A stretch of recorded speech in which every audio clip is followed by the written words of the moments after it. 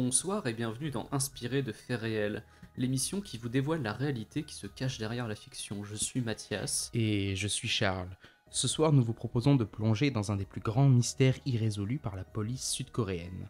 Entre 1986 et 1991, 10 femmes ont été violées et tuées près de la ville de Haseong. Nous préférons vous le dire tout de suite, le meurtrier est considéré comme le premier serial killer sud-coréen, n'a jamais été attrapé et ne le sera probablement jamais.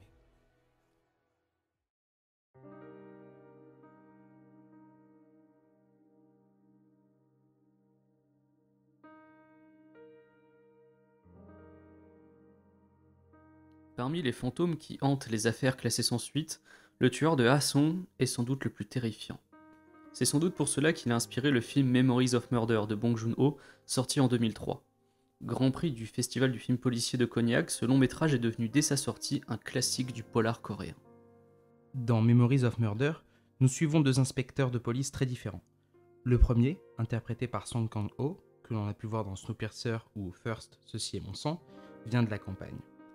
Le deuxième vient de la ville, de Séoul plus précisément, et est interprété par Kim Sang-kyung. Ensemble, ils enquêtent sur les meurtres autour de la ville de Haseong, sans relâche, de suspect en suspect. Dans l'histoire vraie, plus de 300 000 policiers et volontaires ont été mobilisés pour tenter de mettre la main sur le mystérieux meurtrier. Plus de 21 000 suspects ont été interrogés. Pour tenter de retrouver le responsable des crimes, les policiers ont remué ciel et terre, en vain.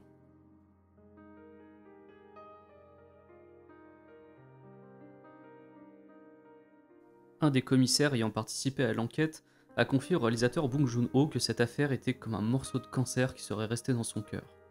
Une formule qui résume parfaitement ce sentiment d'impuissance qui a rongé de l'intérieur aussi bien la police que les habitants de la région où se sont déroulés les meurtres. À l'ouest de la Corée du Sud, balayée par les vents et les embruns venus de la mer Jaune, se dresse la ville de Haseong, entourée d'une des zones les plus rurales du pays. Non loin de la ville, on trouve de vastes champs, des rizières, des collines, des forêts et des villages. Nous sommes en 1986 et le climat est extrêmement tendu. Les manifestations contre le régime militaire du général Chun Do-han sont légion. Et malgré le miracle économique coréen, la vie reste difficile dans les campagnes. En cet automne pluvieux, les Coréens ont toutefois une passion, le sport. Dans les journaux, on ne parle que des Jeux asiatiques organisés à Séoul du 20 septembre au 5 octobre 1986. En revanche, peu évoquent la sinistre série de viols qui s'est déroulée près de Haseong l'été précédent. Plusieurs femmes ont été agressées par le même homme dont elles font la même description. Entre 1m65 et 1m70, très calme, avec les mains douces. Le 15 septembre 1986, le violeur passe au meurtre. Le corps sans vie d'une femme de 71 ans, Lee Wan-im, est retrouvé dans un champ. 5 jours plus tard, les Jeux asiatiques commencent et le fait divers passe inaperçu. Quelques semaines plus tard, le 20 octobre 1986, une jeune femme de 25 ans est retrouvée morte dans un canal, à quelques kilomètres de la première victime. Il y en aura 8 autres.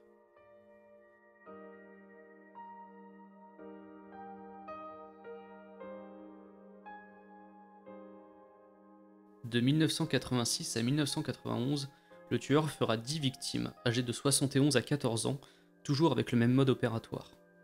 Il les violait puis les tuait en utilisant leurs sous-vêtements.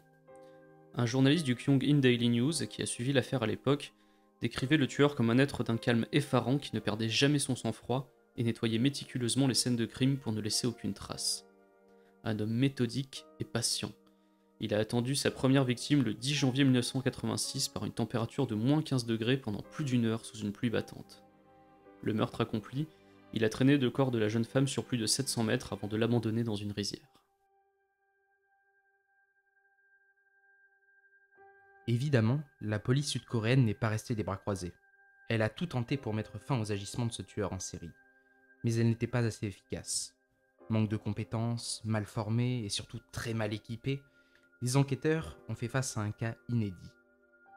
À cette époque-là, ils avaient uniquement entendu parler de serial killers dans des films américains. Les méthodes, brutales et riches en bavures des policiers n'ont rien donné. Par désespoir, Certains se sont même tournés vers le monde des esprits pour trouver de l'aide. Aussi incroyable que cela puisse paraître, des hauts gradés ont carrément consulté des chamans et appliqué leurs conseils. Une nuit de janvier, 2 d'entre eux se sont déshabillés en pleine campagne et se sont aspergés d'eau glacée pour faire une offrande aux esprits. En retour, le chaman leur avait promis que le tueur serait capturé en moins d'1 mois. Ils n'ont cependant pas pu effectuer leur rituel jusqu'au bout, puisqu'ils ont été surpris par des sentinelles de l'armée qui passaient par là. D'autres policiers ont aussi installé un épouvantail dans les champs près des scènes de crime pour dissuader le meurtrier. Sur un écriteau, ils avaient écrit ces mots: Rends-toi, ou bien tes membres pourriront et tu mourras. Cela n'a bien sûr pas empêché le tueur de continuer à laisser des cadavres derrière lui. Fin 1988, il avait déjà fait 8 victimes. Le 9e meurtre, sans doute le plus sauvage de la série, n'arrivera que 2 ans plus tard, le 15 novembre 1990.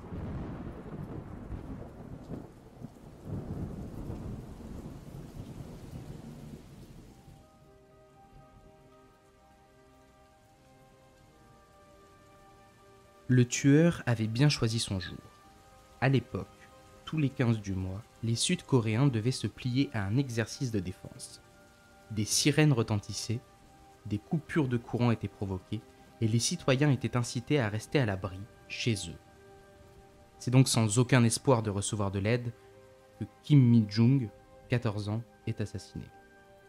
Lorsque le corps de la collégienne est retrouvé, la police constate qu'elle a été violée, qu'on lui a enfoncé dans le vagin la fourchette et la cuillère de sa boîte à déjeuner, et qu'elle a été ligotée puis étouffée avec ses bas en nylon. Le meurtrier a toutefois commis son premier impair. Des traces de sperme sont retrouvées sur les bas de la victime. Malheureusement, à l'époque, il n'existe pas de fichier ADN. Impossible donc de trouver facilement l'auteur du crime. Après des années d'enquête, les policiers ont toutefois un suspect. Ont-ils obtenu leur faux aveu en le frappant, comme dans le film Memories of Murder? On ne le sait pas. Toujours est-il qu'en 1990, la police est persuadée d'avoir trouvé le meurtrier. L'opinion publique aussi d'ailleurs. Le grand journal Gyeonggi Ilbo annonce même que l'affaire est terminée.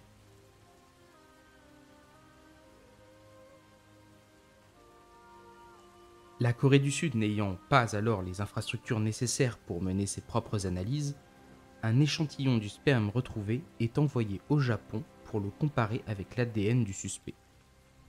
C'est un échec cuisant. Ça ne matche pas. Quelques mois plus tard, le 3 avril 1991, la 10e et dernière victime, Kwon Soo-sang, 69 ans, est retrouvée sur une colline des environs de Haseong. L'identité du tueur reste encore aujourd'hui un mystère. Et même si quelqu'un le retrouvait aujourd'hui, on ne pourrait rien faire, la prescription étant fixée à 15 ans en Corée du Sud. Il n'est plus passible de poursuites judiciaires depuis 2006.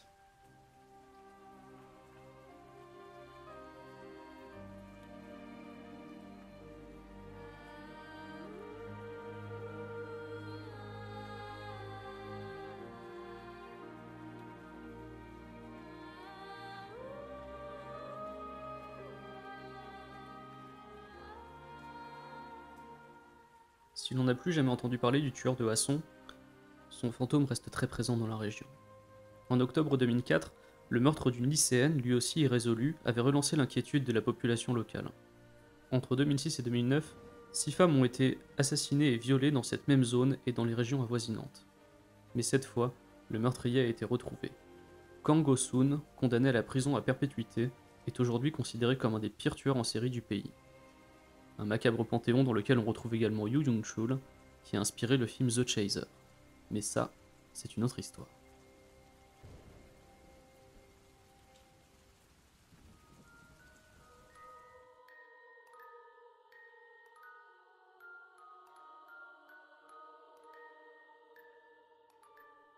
Nous revoilà, maintenant que nous vous avons parlé de l'histoire vraie du film Memories of Murder, l'histoire qui a inspiré le film, on va vous parler du film.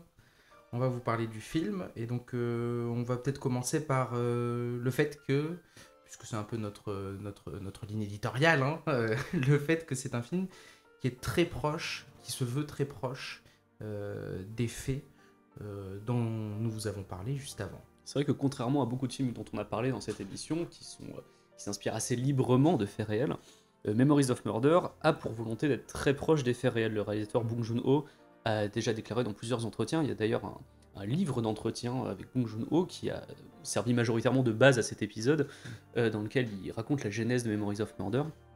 Et il dit qu'en fait, il a vraiment essayé de rencontrer des policiers de l'époque, il a récupéré des rapports de police, il a vraiment voulu savoir exactement ce qui s'était passé, avec un vrai souci de réalisme. C'est son deuxième film, hein, après un film plutôt comique. Là, il voulait quelque chose d'un peu plus sombre, même s'il y a des éléments comiques. Aussi, On y reviendra tout à l'heure. Il est comique. Oui, il y a quelques moments assez drôles. D'ailleurs, Bong Joon-ho est assez fort, je trouve, pour mixer ces deux éléments-là. Et donc là, oui, voilà, il voulait être assez proche du réel, mais il y a quand même quelques différences avec la réalité que tu as relevé, Charles. Ouais, bah, c'est du détail. C'est plus du détail parce que au niveau, on viendra après, mais au niveau de l'ambiance, il y a un truc qui se dégage général, qui est assez proche. Mais au niveau des détails, le nombre de victimes exactes, on n'a pas, c'est-à-dire que le film ne va pas jusqu'au bout, en quelque sorte. Il s'arrête au moment où alors attention spoiler, hein, mais comme vous savez, dans cette émission, il vaut mieux avoir vu le film avant. Le film s'arrête après avoir reçu, après que les policiers aient reçu l'échantillon ADN qui ne vient pas du Japon dans le film, mais qui vient des États-Unis, parce qu'il y a un espèce de gros fantasme américain un peu dans le film. Sans doute un truc que le réalisateur a voulu appuyer un petit peu, une forme d'hommage. Il y a un fantasme de comment sont menées les enquêtes aux États-Unis et tout. Et les policiers sud-coréens de Memories of Murder en sont assez éloignés. C'est en partie de là que vient le comique de situation. Et donc oui, il y a plein de petits trucs comme ça qui divergent. Notamment les objets ou les choses retrouvées dans les vagins des victimes, hein, notamment. Oui, c'est vrai que dans le film, ce sont des morceaux de pêche. Ouais, il y a deux victimes qui se retrouvent avec des objets.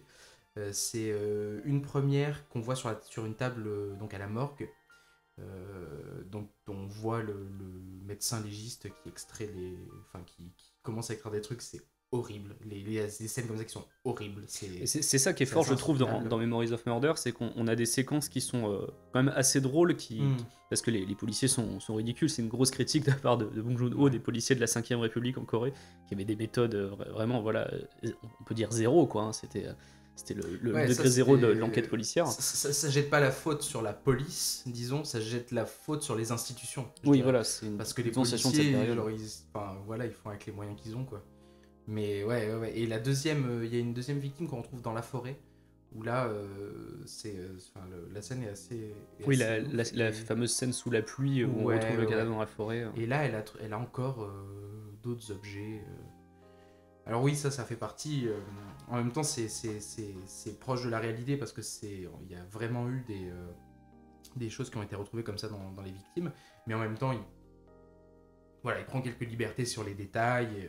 Il tenait vraiment à le mettre dans le film, d'ailleurs, ce que je lisais dans ce livre d'entretien avec Bong Joon-ho. En fait, il disait que c'était vraiment cette partie-là qui l'avait profondément choqué. Ouais, c'est choquant. C'est choquant. Extrêmement choquant. Il voulait rendre ce côté choquant dans le film, et c'est très bien réussi, je trouve. Que ce soit dans la première qui est très froide dans le bloc opératoire, ou la deuxième qui dégage une émotion extrêmement puissante, parce que dans cette scène, c'est un des deux policiers qui se rend compte qu'il aurait pu peut-être protéger la victime et qu'il n'a pas réussi. Il se rend compte que c'est quelqu'un qu'il avait déjà vu, c'est ça. Qui il avait déjà parlé. Ouais, c'est vrai que c'est assez fort. Et il y a même, pour continuer dans ce que tu disais, cette alternance de type de scène, il y a une scène que j'ai trouvée horrible. C'est le premier, je crois que c'est le premier corps qui est ramené à la morgue. Et il y a donc tous les policiers qui sont autour, et on ne voit pas le corps. On voit la discussion, on voit le dialogue, ce qui est échangé, mais on ne voit pas le corps, et on voit juste le corps. On voit des gros plans, très succincts, très rapides, qui alternent avec les phases de dialogue, et on ne voit le corps entier qu'à la fin. On ne voit un gros plan du corps entier qu'à la fin. Et tu sais avec quoi ça enchaîne? Je sais pas si tu te souviens. Je me souviens pas très bien. Ça enchaîne avec un repas. La seconde d'après, on voit de la viande rouge versée sur un barbecue. C'est dégueulasse. C'est vrai qu'en termes d'enchaînement de plans, c'est horrible. Ça donne pas faim du tout. Mais c'est l'esprit du film. Contrairement à d'autres scènes qui donnent faim. Ouais. Cette scène résume assez l'esprit du film, en fait. C'est une alternance entre des scènes vraiment costauds. Il faut être un peu armé des fois pour regarder quand même certaines scènes de Memories of Murder, et des scènes surréalistes, en fait. Des scènes surréalistes, et notamment le truc sur lequel on reviendra, que moi j'ai adoré, c'est la manière dont les policiers arrêtent les suspects en leur sautant dessus. Et en leur mettant des coups de pied dans la gueule. Coups de pied. Ils font des espèces de drop kick incroyables. Et ils leur sautent dessus. C'est aussi une manière de se battre assez innovante, j'ai trouvé. Mais ça, après, ça correspond plutôt à l'idée que... Enfin, j'allais dire à l'idée que se fait Bong Joon-ho de la police de l'époque. Mais non, elle était vraiment comme ça. C'était en fait le bras armé du régime militaire, la police, dans les années 80, en Corée du Sud. Qui était connu pour obtenir souvent des aveux forcés, et ça on le voit beaucoup dans le film. Il y a deux suspects dont on a des aveux forcés parce qu'ils se font torturer. Voilà, c'est ça, c'est ce que j'allais dire au début. Je me dis, ils frappent carrément les. En fait, non, c'est de la torture. Oui, littéralement, c'est de la torture. Il y en a un qui est attaché par les pieds pendant je sais pas combien de temps. Et qui vrille complètement, qui commence à devenir fou à la fin. Et ils font tout et n'importe quoi pour obtenir des aveux, quitte à fabriquer un peu des fausses preuves, hein. À un moment donné avec la chaussure, il prend la photo de la trace de pas qu'il fait avec la chaussure. Et à un moment le personnage principal prend la chaussure d'un des suspects, va la déposer sur les lieux du crime et prend une photo pour lui dire regarde, t'étais sur les lieux du crime. C'est la même. Donc on a des scènes comme ça, mais ça correspond réellement, c'est ce qu'expliquait Bong Joon-ho, le réalisateur, ça correspond réellement à ce qui se passait à l'époque, quoi, où la police elle faisait énormément de bavures et était prête à tout pour rétablir le calme, en fait, peu importe qui était qui était le vrai agresseur, qui était le vrai tueur, quoi. Et oui, et il y a un effet on a l'impression qu'il y a un effet de compensation, en tout cas, parce qu'ils n'arrivent pas à avoir des preuves, ils n'arrivent pas à obtenir les indices ou des preuves, parce que tout le monde piétine les scènes de crime. À un moment donné, ils ont une trace de pas, hein, au début du film, ils ont une trace de pas, et il y a un paysan avec un tracteur qui roule dessus, il y a des hordes d'enfants, ouais. Ça s'est vraiment passé, c'est-à-dire qu'il y a plein de choses qu'on trouve hallucinantes dans le film, on fait non, mais c'est juste pour l'effet comique, Et en fait non, ça s'est vraiment passé, tous ces trucs de scènes de crime entièrement piétinées avant même que le semblant de police scientifique qu'ils avaient à l'époque puisse arriver et faire des relevés, c'était une catastrophe. Tous les policiers contaminaient les scènes de crime, et surtout, il y a des enfants qui courent. Il y a des enfants qui courent près de là où on a retrouvé le cadavre, impossible de retrouver des preuves. C'était quand même assez compliqué pour l'époque, quoi. Et ça se sent. On voit qu'il y a... c'est ce qui donne la part comique au final. C'est ce qui donne toute la part comique. Après, dans les trucs que j'ai trouvé, qui pouvaient poser question, c'est que du coup, je me suis renseigné, hein, sur Wikipédia, sur la taille de la ville d'Aseong.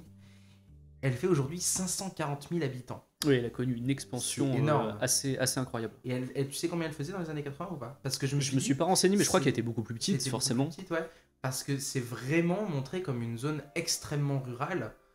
À un point où il y a des endroits de forêt qui sont pas vraiment encore explorés, ce genre de trucs là, et ça ils veulent vraiment le rendre dans le film. Mais du coup je me suis dit il crée cette tension entre ruralité et ville qu'il y a dans le duo de policiers. Oui, on retrouve ce côté qu'on a dans le cinéma américain régulièrement entre l'agent du FBI et le flic local.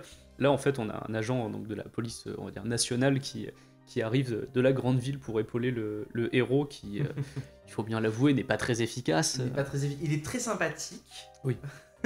il est sympathique, mais il n'est pas efficace. Disons que quand tu vois que sa principale arme pour arrêter les gens, c'est de les regarder avec ce qu'il appelle ses yeux de chaman et de déterminer s'ils sont coupables ou non, rien qu'en les regardant, c'est qu'on a un gros problème. Oui, mais alors ça, tu vois, par exemple, c'est pas que ça marche, tu vois, mais il y a des trucs où tu te dis, il va peut-être trouver quelque chose comme ça, tu vois. Tu sais, t'as toujours l'espoir qu'à un moment donné, il se concentre et il trouve le truc. Je conseille aux gens qui peuvent se procurer le DVD, il y a un commentaire audio avec le réalisateur et ses acteurs principaux, où il parle notamment d'une séquence qui est au tout début du film, ça m'avait fait marrer, où en fait, pour montrer ce côté, il a les yeux de chaman, il y a deux personnes donc, qui se sont battues dans la rue, il y a quelqu'un qui a tenté de violer quelqu'un, et l'autre qui s'était interposé, mais on sait pas qui a fait quoi. En fait, il les regarde et il dit je sais qui c'est. Et en fait, le réalisateur, le scénariste et l'acteur principal n'ont toujours pas déterminé qui c'était. C'est-à-dire que ça n'a jamais été dit dans le scénario, ça n'a jamais été dit sur le tournage.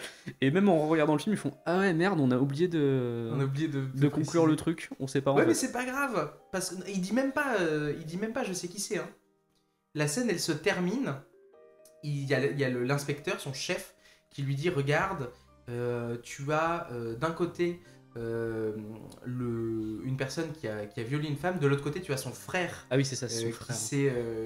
qui l'a empêché de violer sa sœur. Peux-tu me dire lequel est lequel, tu vois? Et quand tu les vois tous les deux, c'est impossible. Tu peux pas. Tu les vois, c'est impossible. Ils sont tous les deux un peu en état de choc, ou voilà, et ils sont voilà. Et le policier les regarde. Avec un regard très intense. Il les regarde, voilà, c'est ça. Et hop, on passe à autre chose. Et d'ailleurs, ça fait partie des trucs que j'avais notés. C'est la quantité de micro-ellipses Oui, qu'il y a énormément dans le film et qui en fait dynamise. Alors c'est très particulier quand, enfin moi je sais pas, j'avais pas l'habitude comme ça d'enchaîner les choses de cette manière, mais quand il y a quelque chose qui est dit dans le film, genre je vais faire ça, la scène d'après, il est sur les lieux pour le faire, quel que soit le personnage. Et ça c'est super bizarre, t'as un espèce d'effet super dynamique comme ça, avec une action toujours un peu intense, quelque chose qui s'arrête jamais, alors que parallèlement le film est pas... il s'attarde sur les personnages. C'est-à-dire que tout le long, on prend le temps de camper les personnages, de développer leurs relations et tout, par des phases de dialogue, mais toute la mise en scène et toute la réalisation et surtout le montage font que, à partir du moment où il y en a un qui dit ouais, je vais aller sur les lieux pour enquêter, boum, la scène d'après, littéralement 3 secondes après, tu tombes sur la scène en question. C'est vrai que ça équilibre pas mal le film en fait, qui est plutôt contemplatif sur pas mal de scènes où, voilà, comme tu disais, avec les dialogues, puis même il y a des plans sur les espaces qui sont oui, très, très élégants. C'est presque un personnage à part entière, le décor. Le décor, hein, ouais. Et d'ailleurs, en fait, oui, les vrais meurtres ne sont pas passés dans la ville en elle-même, mais voilà, dans les zones rurales autour, qui aujourd'hui ont été énormément urbanisées. J'ai vu que c'est des endroits dans lesquels tu peux aller maintenant avec le RER local, quoi. Tu peux carrément y aller. C'est assez facile d'accès maintenant. Avant, voilà, c'était assez éloigné. On voit souvent des routes désertes dans le film, au milieu des rizières. C'est cet esprit-là qu'il y avait vraiment à l'époque, et on pouvait, voilà, se cacher dedans sans se faire remarquer pendant des heures comme le véritable tueur. Séquence qu'on retrouve dans le film aussi. Ouais, il y a une séquence qui fait un peu sursauter d'ailleurs. Hein. Il y a une victime qui commence à courir comme ça parce qu'elle a entendu quelqu'un siffler qu'elle ne peut pas voir du coup, puisqu'il est caché dans les rizières. Et qu'on le voit à un moment donné bondir des plantes pour se jeter sur elle. La scène dure quelques secondes, mais elle fait bien sursauter. Elle met un gros coup de pression, et après t'enchaînes avec d'autres moments plus comiques avec les policiers, encore une fois. Et cette équipe fonctionne super bien, quoi. Ça fonctionne bien. En même temps, par exemple, si je devais le comparer à donc un autre film sud-coréen, thriller, tout ça des mêmes années, qui est The Chaser, dont on parlera, je pense, un peu plus tard dans l'émission.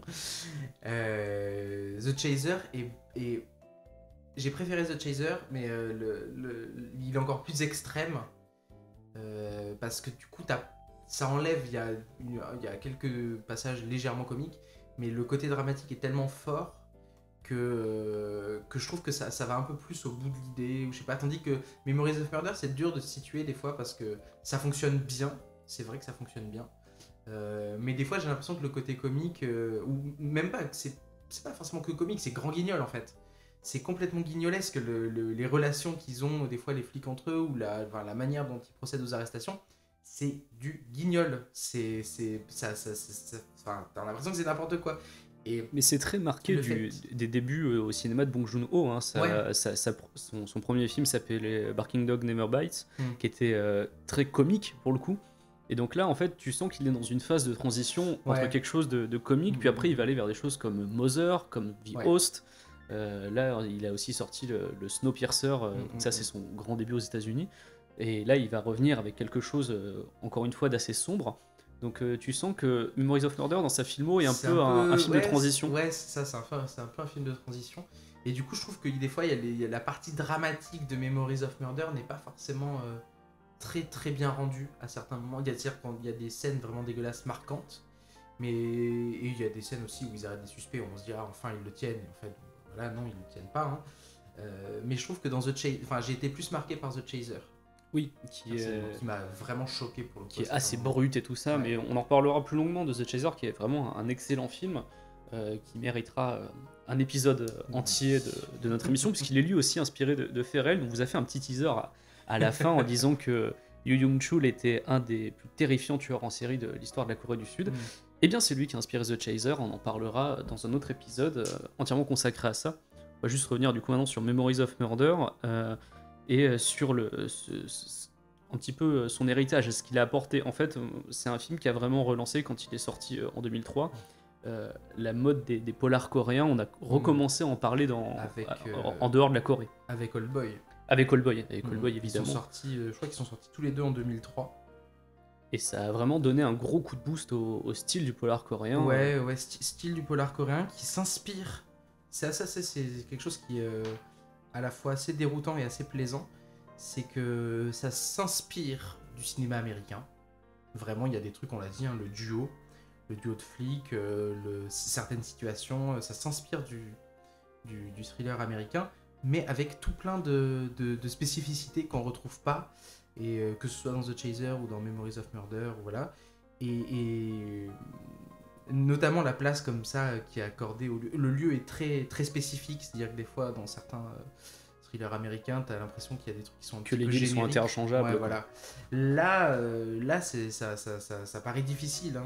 Ça paraît difficile, notamment parce que voilà, enfin moi, à titre personnel en tout cas, j'avais pas une grande connaissance de l'histoire de la Corée du Sud ou de la topographie des lieux de la Corée du Sud, et que là du coup il y a quelque chose de déroutant, à la fois dans la manière de filmer, dans la manière de camper les personnages aussi, parce que c'est des anti-héros complets, hein. C'est impossible, il n'y a pas de truc d'identification. Oui, que ce soit, contrairement dans les films américains où le flic de la ville est censé être. Enfin, dans les films américains, c'est plutôt le flic du FBI pour avoir ce genre de truc. Et beaucoup plus pro, beaucoup plus fort et tout. Dans Memories of Murder, il est certes un petit peu plus calme et mesuré, mais il n'est pas plus fort que les flics locaux. Ils sont tous en galère en fait. Ouais. Tu parlais de l'histoire de la Corée, on va juste peut-être expliquer le climat de la Corée du Sud dans les années 80. J'ai brièvement parlé de tension tout à l'heure quand on a parlé des faits réels. Effectivement, c'était une période assez sombre de l'histoire de la Corée. Bon, il y en a eu plusieurs, des périodes sombres dans l'histoire de la Corée, malheureusement. Là, en fait, la 5ème République, ça commence 79-80, en gros. Et c'est une période qui est marquée par de vives tensions, puisque tu as le dictateur précédent qui a été assassiné, était un général qui arrive au pouvoir et qui fait en sorte qu'il fait une épuration, en quelque sorte. Il emprisonne énormément d'opposants, énormément de personnes qui étaient au sein du gouvernement qui sont suspectées d'avoir commandité l'assassinat du précédent dictateur. Et même si ça s'appelle la 5ème République, dans les faits, c'était un régime militaire. Le nom est trompeur. C'est pour ça qu'en 80, tu as eu un soulèvement d'étudiants, et à partir de là, en fait, tu as eu un désir de liberté un petit peu comme nous, dans une autre mesure, parce qu'on n'était pas dans un régime militaire, un petit peu comme nous avec mai 68, si tu veux. Tu as eu un gros mouvement comme ça, libertaire, qui a commencé à s'installer en Corée, ce qui a donné lieu, après, une fois que la 5ème République est tombée, à une vraie démocratie en Corée du Sud. Là, c'était une période de transition assez difficile, où la police faisait tout ce qu'elle voulait, les vrais enquêteurs, on va dire, étaient plus accaparés par le gouvernement pour faire la chasse aux sorcières à Séoul directement, quoi. D'ailleurs, tu l'as dit, le film met la date tout de suite, hein, la première scène, on voit la date de début. Je l'avais noté si je vais le retrouver. Oui, c'est le 23 octobre 1986 que commence l'action du film. Et ça va se terminer littéralement l'année de sortie du film, puisqu'il y a une ellipse et la dernière scène se déroule en 2003. Dernière scène, hein, qui revient sur le personnage principal, donc qui a un peu vieilli. Qu'on peut trouver tarte à la crème, mais que moi personnellement j'ai trouvé un petit peu émouvante. Ah ouais, non, moi je l'ai pas trouvé tarte à la crème, parce que on sent qu'il revient, en fait, pour spoiler totalement, il revient sur les lieux de la toute première scène. Donc il y a une sorte de boucle comme ça qui se termine. En même temps, pas tellement, parce qu'ils n'ont pas arrêté le suspect. Oui, ils ont arrêté personne. Ça pour le coup, ça respecte vraiment l'histoire vraie, hein. Ils n'ont pas trouvé la personne. Et on le sent un petit peu plus apaisé comparé à comment ils vivaient les choses dans les années 80. On le sent un petit peu plus apaisé, et en même temps, il revient quand même sur les lieux, il regarde à nouveau dans le conduit dans lequel on a trouvé la première victime. Et là, il croise une fillette, elle lui dit « Ah, vous faites quoi ici ?» Il lui dit « Mais pourquoi tu me poses cette question ?» et tout. Parce que en rentrant de l'école, il y a quelques jours, j'ai vu un homme qui regardait comme vous dans le conduit, et là, il lui dit mais tu lui as demandé pourquoi il faisait ça? Elle lui dit oui, je lui ai demandé. Et il t'a répondu quoi? Il dit ben parce qu'il voulait se souvenir de ce qu'il avait fait. Enfin, il avait besoin de se rappeler de quelque chose qu'il avait fait des années Et le plus film tôt. se termine sur, Et- sur un plan du regard. Ouais, mais même du flic. il y a encore un dialogue. Après, il lui dit il ressemblait à quoi? Tu sais, genre, tu sens qu'il est apaisé, certes, Mais qui mais veut mais savoir. c'est pas terminé, tu vois. Et il dit il ressemblait à quoi? Elle fait oh, un visage ordinaire. Et là, c'est horrible. Elle dit mais tu peux pas le préciser plus que ça? T'as pas vu de détails? Elle fait non, c'était un visage ordinaire. Et genre là, ça se termine avec l'acteur principal qui est genre un peu à Tiens. nouveau un peu dans le voilà dans le doute et tout et qui fait un regard face caméra. Non, je l'ai pas trouvé. Parce qu'en fait, parce que je pense qu'on peut le trouver un petit peu caricatural, ce final, par rapport au fait qu'il est plus flic à la fin, ça on l'a pas Ouais, précisé. En fait, l'affaire l'a Une tellement famille, chamboulé ouais. que du coup, il a décidé de quitter la police. Je crois qu'il est vendeur de produits, Ouais, on le voit dans à produits l'arrière d'une agricoles ou j'en sais camionnette, rien. ouais, d'électroménager. Voilà, il travaille, voilà, il a un travail voilà, de bureau maintenant, enfin de vendeur de VRP, on sait pas trop exactement. En gros, voilà, il est en costard, il est arrêté, il a fondé une famille. Et du coup, c'est pour ça, il y a beaucoup de gens qui peuvent trouver ça un peu caricatural, genre en mode, ah oui, il a arrêté la police. Mais en fait, ça correspond Ouais. aux gens que Bong Joon-ho a interviewé de la Mm. police qui ont vraiment été mais, détruits par cette affaire, par le fait de jamais avoir trouvé le meurtrier, quoi. Ça les a vraiment hantés et ils ont pas pu continuer à faire leur travail, quoi. Ils C'est- étaient Ouais, dévastés par cette affaire, quoi. comme on disait, c'est officiellement, le premier serial killer sud-coréen. Mm. Donc, ça a été marquant dans l'histoire de la Corée du Sud. Et il y a eu 300 000 policiers C'est énorme. qui ont quand été tu y penses. mobilisés. Le chiffre paraît dingue. C'est 21 000 personnes interrogées. C'est juste c'est- surréaliste, Ah en oui, fait. et que aucun n'avait les capacités de l'avoir, quoi. Ouais, C'est ouais, ça qui est ouais. fou. Le nombre de personnes qui ont été interrogées, Mm. on le soupçonne du coup dans les conditions qui sont décrites dans le film. Ouais, oui, ouais. Ça fait froid dans le dos, quoi. Ouais, ouais. Donc, ouais. Non, mais Ouais, il y a des scènes un peu émouvantes, d'ailleurs, on n'en a pas parlé, mais à un moment donné, il y a un suspect qui a un handicap mental. oui, du premier Tu sais, suspect. ouais, un des premiers suspects, et qui va rester un peu tout le long du film, hein, que les policiers vont retourner interroger, parce qu'en fait, on va se rendre compte qu'il a une implication, enfin, pas volontaire, mais un peu plus grande que ce qu'on pensait. Et il y a plein de scènes comme ça où il est. Enfin, c'est un petit peu touchant des fois. Sauf que je l'ai re-regardé en VF, hein, le film. Et en VF, cet acteur donc, qui a quelques problèmes mentaux est doublé par celui qui double Cartman. Donc c'est horrible. Parce qu'en VF, J'avais pas osé le regarder en VF. je l'ai regardé en VF un peu pour le LOL et tout ça. Et en fait, c'est que des doubleurs connus qui doublent la VF. Genre, il y a un des flics qui est doublé par le doubleur de Brad Pitt. Il y a un autre flic qui est. Enfin, le personnage qui vient de la ville dont j'ai oublié le nom d'ailleurs. Les noms sont pas si prononcés que ça d'ailleurs dans le film. Et doublé par Edward Norton. Enfin, voilà, il y a le doubleur d'Edward Norton, pardon. Et enfin, il y a plein de doubleurs célèbres qui font cette version française qui est complètement surréaliste et que je vous déconseille complètement de regarder, qui est assez horrible, surtout qu'on perd absolument enfin les intonations pour le coup, le rythme des phrases est vraiment très différent et les dialogues ne se déroulent juste pas du tout de la même manière. Moi, C'est pas juste une je question pourrais de pas regarder traduction, un film sud-coréen en version en française, VF, c'est impossible. juste hallucinant quoi, on perd Mais dans tous les ça films, simplifie tellement le truc, enfin bon. la langue coréenne fait vraiment partie du film, quoi. Il faut, Ouais, faut ouais. vraiment la garder. C'est vrai qu'ils ont des intonations qu'on n'a pas en Occident et qui veulent dire des choses. Donc il faut vraiment le regarder en VO. C'est une catastrophe, j'imagine, en VF. Moi, j'aurais pas pu. Je pense aussi à un autre film de Na Hong-jin qui a fait The Chaser qui s'appelle The Strangers, qui lui aussi parle voilà, d'un flic à la campagne, avec encore une fois, bon, alors là il est plus surnaturel que Memories of Murder, mais avec toujours cette notion des chamans, ce genre de choses. Ouais. Et, Oui, et là vraiment, enfin, tu enlèves une énorme partie mystique du film si tu enlèves la langue d'origine du pays, quoi. Ouais. Ah bah oui, là, complètement. Surtout quand tu mets Cartman en doubleur. Hein. Ça, je peux te dire que... Ça te sort du film. Bah oui. Ça le rend encore plus comique, du coup. Du coup, ça contrebalance. Ça fait monter la part comique du film. Mais alors, la voix de Cartman et la voix de Brad Pitt dans le même film, c'est Ah, compliqué. ça va. Ça fonctionne bien, ça. Du coup, je voulais juste qu'on présenter vite fait le prochain film de Bong Joon-ho, puisqu'en fait, il revient bientôt. Pas au cinéma, mais sur Netflix. C'est un film qui va être diffusé très bientôt sur Netflix, qui s'appelle Okja, et qui a l'air plutôt pas mal du tout même, puisque déjà le synopsis me fait envie. C'est une petite fille qui va aller à l'encontre d'une puissance multinationale pour protéger son meilleur ami qui est un monstre géant. Oula. Déjà, moi sur le principe, je suis hypé. Il a pas réussi à être financé pour le cinéma, c'est ça? Si. En fait, je sais pas s'il va avoir le droit à une diffusion plus tard, peut-être en festival ou en salle, mais en tout cas, ça a l'air d'être un très bon film, puisque, donc, bon, film d'aventure fantastique, on l'aura compris, avec un casting, mais de vraiment très, très bon, quoi.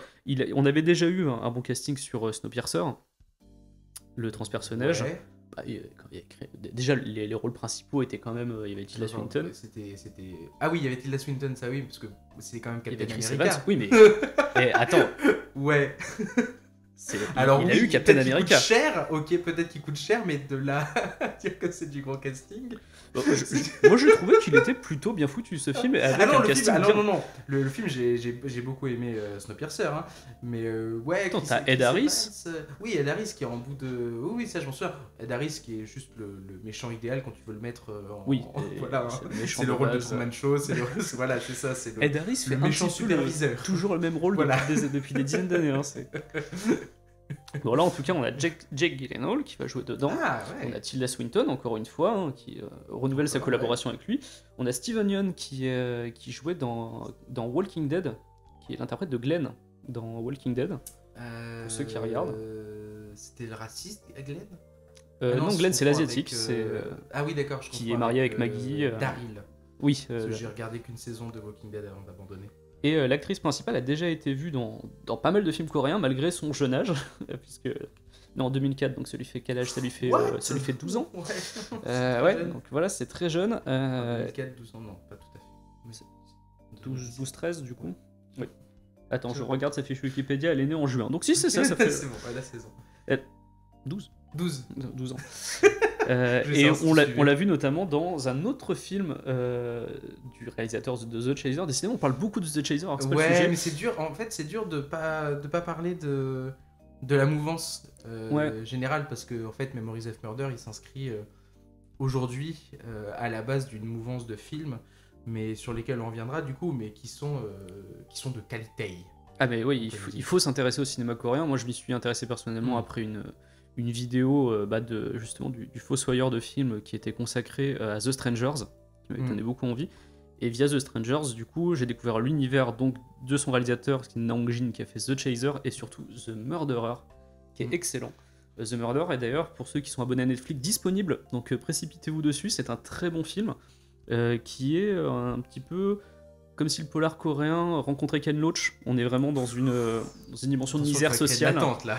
Non, mais vraiment, c'est un très bon film sur la misère sociale, sur quelqu'un qui en arrive à accepter un contrat d'aller assassiner quelqu'un, en fait. Il y a toute une notion historique aussi entre les relations entre la Corée du Sud et la Chine, et ces immigrants qui ne sont finalement chez eux ni en Corée ni en Chine. C'est un film hyper intéressant, ça s'appelle The Yellow Sea en anglais, et dans sa VO, je ne me souviens pas du nom coréen, tu me l'excuseras. Mais c'est un excellent film, et donc c'est dans The Murderer qu'on voyait justement la jeune actrice qui aura le rôle principal dans le prochain film de Bong Joon-ho. Ok. Ça sort très bientôt. Hein, il sort très bientôt, ouais. T'as pas la date? Écoute, je peux essayer de regarder la date. La sortie était prévue en 2017, donc dans tous les cas c'est cette année. Okay. Avant la fin de l'année, il n'y a pas eu de date exacte qui a été encore dévoilée malheureusement. Ok. On revient sur les différences et les proximités avec l'histoire. Tout à fait. Ah oui, bah oui, parmi les détails, alors hein, sans transition comme ça, et sans les mains, les fringues rouges. Les fringues rouges, tout à fait. Les fringues rouges, parce que pour le coup, il y a une petite mythologie qui est créée dans le film autour de, de qui le meurtrier prend pour cible. Dans l'histoire originale, on a l'impression que c'est assez peu... Il y a finalement assez peu de cohérence en fait. Avec, tu veux dire avec l'histoire en vrai? Non, non, il y a assez peu de cohérence dans la manière dont le tueur s'attaque aux femmes. Il s'attaque aux femmes, Oui, mais pas du... voilà, avec un âge voilà, de 14 à 71 ans. Comme le tueur de l'histoire vraie, et surtout avec le même mode opératoire qui est donc les tuer avec... Oui, voilà, le avec mode leur opératoire survêtement. est le même. Mais en revanche, il y a un truc qui est très ritualisé dans le film. C'est le fait qu'il tue les jours de pluie. Oui, effectivement, et ça, on le retrouve pas dans On l'histoire ne le vraie, pour retrouve le pas coup. dans l'histoire vraie. Il tue les jours de pluie et il tue les femmes qui auraient un vêtement rouge, ou en tout cas, elles ont en commun, les premières victimes, de porter du rouge. Et ça, c'est quelque chose qu'on retrouve pas dans le film. Ah oui, puis il y a aussi l'histoire de la radio, j'avais oublié. Il y a Oui, aussi il diffuse l'histoire une chanson. ils diffusent une chanson à la radio et ils font des rapprochements. Et à chaque soir de meurtre, soir de pluie, il y a aussi la même chanson qui est diffusée dans la même radio. Et qu'en fait, c'est un moment où les auditeurs peuvent envoyer une carte postale à la radio avec le nom de la chanson qu'ils veulent diffuser, et ce qui leur permet de potentiellement croiser les informations pour avoir un suspect. Et ça, c'est des choses qu'on retrouve pas vraiment dans l'histoire originale. On a l'impression que dans l'histoire originale, il y a quelque chose, ouais, il est très méticuleux, il est très... parce qu'il n'a jamais été retrouvé, mais en même temps, quel crédit on peut attribuer à cette méticulosité quand on voit les conditions dans lesquelles la police travaillait? C'est ça. C'est compliqué, voilà. On le considère relativement malin pour ne pas s'être fait attraper, mais dans tous les cas, voilà. Quand tu vois déjà la difficulté pour analyser un échantillon ADN, ouais. c'est voilà, Oui, très très compliqué. D'ailleurs, c'est assez elliptique là aussi dans le film, mais on comprend que ça prend un petit peu de temps et que voilà, quand ça revient. Et donc ouais, du coup, il y a ces petites divergences en termes de rituels, mais les manières de procéder sont les mêmes. De manière assez barbare. Enfin, il y a les viols, il y a le meurtre, il y a les objets dans les parties féminines, il y a la manière de tuer avec le soutien-gorge et les bas et tout ça. Ce qui indique qu'il avait de gros soucis avec ces choses-là, enfin qu'il devait être sacrément fou et sacrément dérangé. Mais des choses qui sont rajoutées, et pareil évidemment pour les choses qui sont assez logiques, mais l'histoire entre le flic de la campagne et le flic de la ville, pour le coup, c'est de la fiction, quoi. Ah oui, c'est complètement la fiction. Les deux personnages n'ont pas existé, en tout cas avec ces noms-là, etc. Et surtout dans l'histoire vraie, on l'avait dit au début, il y a énormément de policiers qui ont été mobilisés sur le coup, et pas seulement une équipe une seule équipe de province, oui, quoi. Oui, exactement. Oui, après ça, je me suis posé la question d'ailleurs en préparant l'émission, parce que du coup, les 300 000 policiers mobilisés, on considère que c'est sur la totalité de l'enquête. Oui, c'est sur l'intégralité de l'enquête. Parce que là, du coup, on remarque aussi que le film, comme je l'ai dit tout à l'heure, prend le parti de s'arrêter avant que tous les meurtres aient été commis. Le film s'arrête quand les analyses ADN sont reçues. Donc est-ce que l'ampleur nationale finalement que ça prendra, est-ce que ça viendra après, ou est-ce que c'était présent dès le début? Ça, je sais pas. Disons que quand le dernier meurtre qu'on voit dans le film, je suppose que c'est donc l'avant-dernier, hein, au moment où ils reçoivent les résultats ADN. Il y a eu 6 victimes, je crois, à la fin de... Au moment où ils font l'analyse ADN? Il me semble, ouais. Il me semble que c'était 6 victimes, je suis pas sûr. Non, c'était 8, il en restait encore 2. Okay. Donc ouais, à ce moment-là, je crois qu'on est déjà en 88, quoi. Bon, donc les deux autres arriveront en 90 et 91. Donc oui, il en reste encore 2 derrière, et donc 2 années. Je pense que quand même les 2 premières années, quand on a eu les 8 victimes, c'est là où il y a eu beaucoup de policiers mobilisés déjà. Hein. Je trouve que ça a été assez homogène sur toute la période. Surtout qu'il a frappé beaucoup de fois entre 86 et 88. 8 victimes au début, dès les débuts, ça fait beaucoup, quoi. Donc je pense que c'est à ce moment-là qu'on a dû avoir énormément de monde. Ouais. On le voit un petit peu dans le film, dans la mesure où, à partir du deuxième meurtre, il commence à empêcher, bonne idée, les gens du coin de venir sur la scène de crime. Mm. Donc tu as un cordon assez massif de policiers que tu vois qui Ils empêchent essayent de aussi les retenir la foule. journalistes d'ailleurs, et il y a un rapport aux journalistes qui est assez intéressant dans le film, parce que ça pour le coup, alors je sais pas si à quel point ça peut être c'est proche de ce qui se passait vraiment, mais les journalistes sont beaucoup discutés par l'inspecteur principal notamment, qui dit ah les journalistes disent ça, disent ça, disent ça. On voit beaucoup de coupures de presse, j'ai remarqué. Oui, dans le Dans le film, film, on on voit voit beaucoup de coupures de presse. On voit les journalistes qui prennent une photo en disant ah vous avez arrêté le meurtrier, tout ça, alors que c'est juste le premier suspect, c'est pas du tout le meurtrier. Mais il y a pas de personnage journaliste. on en voit un vite fait, mais Ah non, mais c'est un...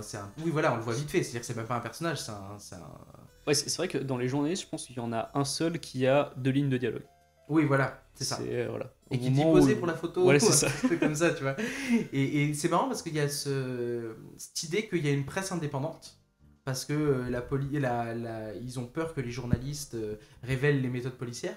Mais est-ce que c'était vraiment le cas, ça, Bah, enfin, alors, j'ai pas la réponse, je sais pas si tu déjà, sais, c'est pas grave, mais... Non, non, mais, Mais dans- il y a tout ce discours autour du journaliste qui va révéler les méthodes de la police un peu sulfureuses et tout et tout. mais qui est un peu contrebalancé dans le film en fait, parce que Mm. finalement, à chaque fois que tu as des coupures de presse, bah, elles sont plutôt du côté de la police, quoi. Ouais, oui, mais parce qu'ils ils peuvent pas accéder, ils peuvent pas... Moi, je pense surtout à cette une qu'on voit un moment où Ouais, on voit ouais. les 3 flics qui sont en train de faire une pause de la Oui, victoire oui, oui. en photo. C'est vraiment très drôle du film, mais ils pensent avoir chopé le mec alors qu'ils ont juste tabassé un handicapé Ça, mental. innocent, ouais, putain, ouais. Non, c'est pas l'handicapé mental, c'est du coup c'est le non, deuxième, c'est le père de famille. le père de enfin, famille qui a rien demandé, Oh là là, c'est horrible ça aussi. qu'ils ont pendu par les pieds dans la Ouais. cave du commissariat et qui sont fait vriller complètement. Il l'arrête parce que il l'avait chopé en train de se masturber dans un champ. Avec une culotte rouge en Avec- satin. Ouais, il portait lui-même une culotte. Et après, il le retrouve dans une mine, enfin dans une carrière, pardon. Et Il lui ça fout peut des se coups de pied dans la face et il voilà, l'attrape. c'est ça, exactement. Comme à peu près à chaque fois qu'ils arrêtent un suspect. Oui, à chaque fois, jusqu'à ce que malheureusement la personne qui met des coups de pied dans la face tout le temps, Ah oui, eh bien, oh là là, c'est triste cette scène. elle est- Ce, ouais, ce- c'est un- ce monsieur en fait attrape le tétanos et Ouais. on apprend qu'on doit lui couper triste, une partie de la jambe quoi. Mais Du c'est- coup, il pourra plus mettre des coups de pied dans la tête Mais des gens. non, mais même si en effet c'est un peu dramatique à ce moment-là, le personnage s'arrête après. C'est-à-dire qu'après cette scène-là, On ne le voit ne plus. le voit plus. Et t'as l'impression que sa fonction, lui, c'était juste d'être le gros bras, tu vois. Et qu'avec, il est amputé sous le Ah, mais genou. c'est exactement ça. Hein. C'est c'est- juste le gros bras dans toute la scène. Il y a une séquence dans le film, je sais pas Mm. si tu t'en souviens, ils sont en train de discuter donc avec le chef de la police. C'est un plan d'ensemble comme il y a beaucoup dans ce film d'ailleurs. C'est Ouais. il y avait une excellente vidéo de l'émission YouTube Every Frame a Painting qui parle des plans d'ensemble dans Memories of Murder. Il y a quasiment que ça dans Memories of Murder. Bong Joon-ho laisse beaucoup de place à Ouais, ses les acteurs gros pour plans jouer. les gros plans sont très rapides. Ouais, tous les plans où il y a plusieurs personnages en fait durent assez longtemps. En fait, c'est Avec les caméras fixes, limite une des- captation théâtrale sur certains Ouais, moments. ouais. Et donc tu peux voir les gens sortir du cadre, rentrer dans le cadre. Et donc il y a justement une séquence où genre la réunion vient d'être terminée. Mm. Et en fait personne n'ose partir. Et donc là t'as le personnage principal qui se casse. Et t'as genre bien 5 secondes, c'est long dans le film, hein, où tu vois son acolyte qui regarde autour de lui, qui sait pas quoi faire. Et au bout d'un moment il part, Ah ouais. il va le rejoindre. Et ouais, du coup c'est triste parce que cette amputation, ben, en fait son rôle c'était littéralement de sauter sur les gens à pieds joints, tu vois. C'était son rôle. Et ironiquement, parce que je pense que ça fait partie un peu c'est un peu gratuit le fait qu'il chope le tétanos à cause du clou dans la bagarre. Enfin voilà, c'était un peu gratuit. Mais ça rajoute un peu de l'ironie en disant bah voilà le mec qui sautait sur les gens dès qu'il en avait l'occasion. Et d'ailleurs c'est celui qu'on voit, j'y repense à l'instant, c'est lui qui met les coups de pied quand les suspects sont à terre. Il enfile comment on pourrait dire, sur sa chaussure, il enfile une sorte de chaussette. Un genre de sac plastique.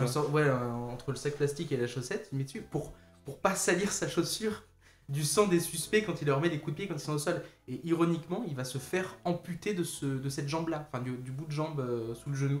Donc et en même temps, on s'attaque, enfin, même si le personnage voilà, est agressif, horrible, en fait. et très con, et voilà, c'est impossible de pas s'attacher à un moment donné, de se dire putain il va se faire amputer de sa jambe qui est juste son seul outil de travail. Surtout que tu ressens un petit peu l'émotion de son meilleur ami qui Ah va ouais, ouais. l'accompagner à l'hôpital, Et qui apprend avant lui qu'on va devoir l'amputer Ouais, et qui ouais. doit lui être à ses côtés et tout Et ça. qu'il n'a pas de famille en plus. Ouais. Il dit bah non, il dit voilà, on est policier, on est collègues, mais c'est comme mon frère, il a absolument pas de famille, donc il y a personne à prévenir.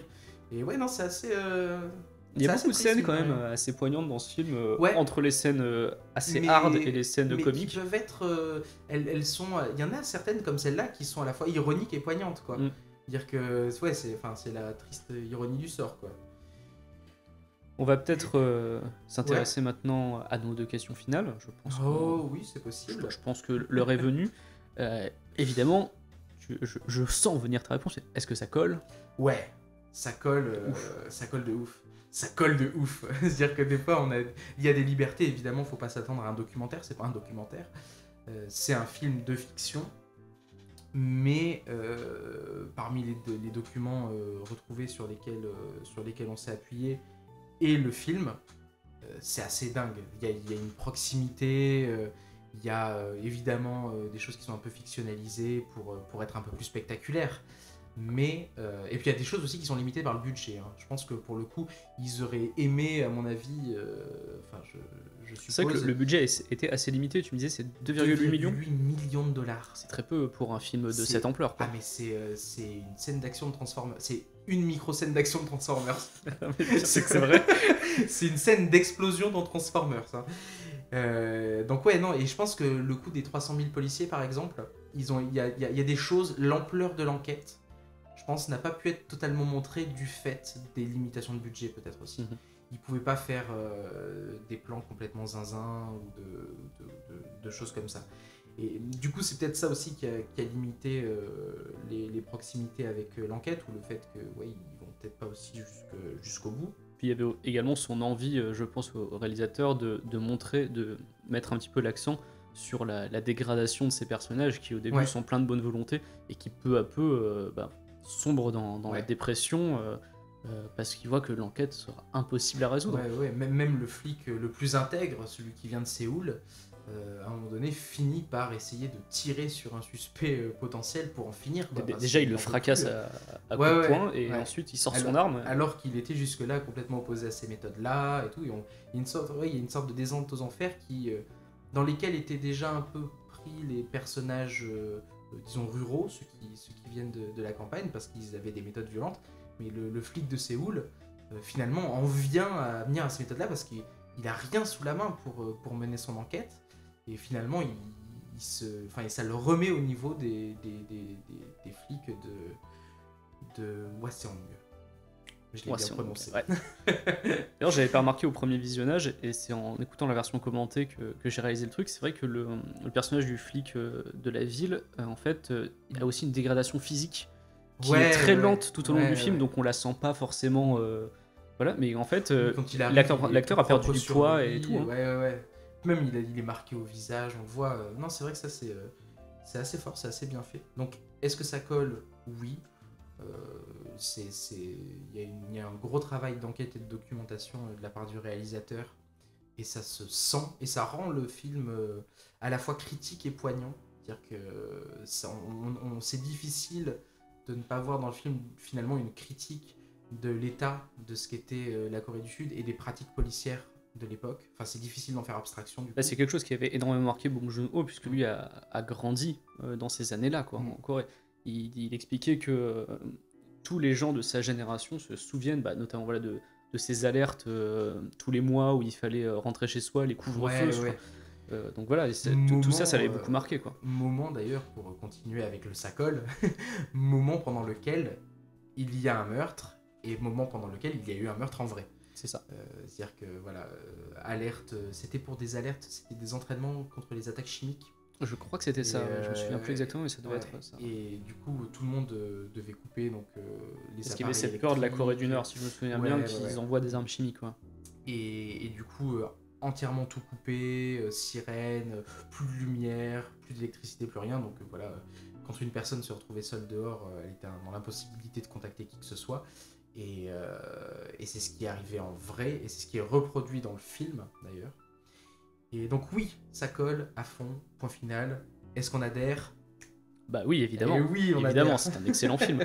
Euh, C'est, je vais pas mentir, la première fois que je l'ai vu, la toute première fois, euh, c'est vrai que ce côté assez contemplatif par moment m'avait. Je trouvais Bah, qu'il y avait un problème de rythme la première En fois. fait, bah voilà, c'est ça. C'est pas que Mais en le c'est pas revoyant, le non. problème de rythme qui est généralisé, mais c'est un faux rythme entre des plans en effet très contemplatifs et ce qu'on a dit tout à l'heure sur les ellipses. C'est-à-dire qu'il y a à la fin, quand les personnages disent ouais, je vais aller là, boum, scène d'après, il y est.